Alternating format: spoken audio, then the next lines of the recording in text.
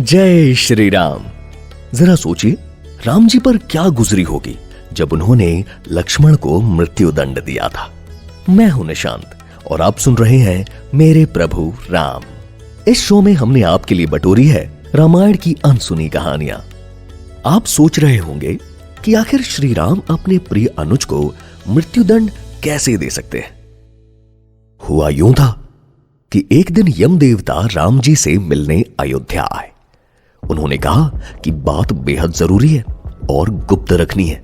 श्री राम को खास ध्यान रखना होगा कि बातचीत के दौरान कोई भी कमरे में ना आए।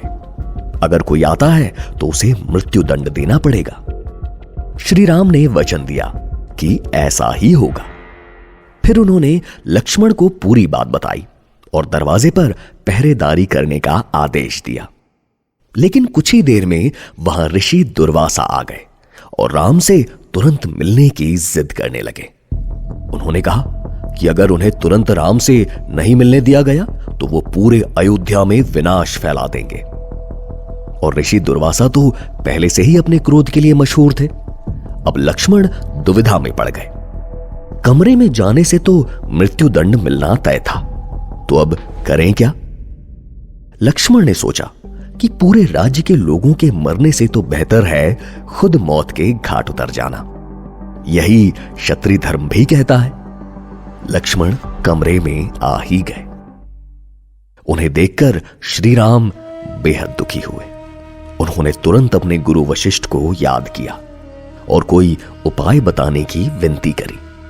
गुरुजी ने कहा कि अगर राम लक्ष्मण को अपने जीवन से पूरी तरह निकाल देते हैं तो वो मृत्यु दंड देने के समान ही होगा।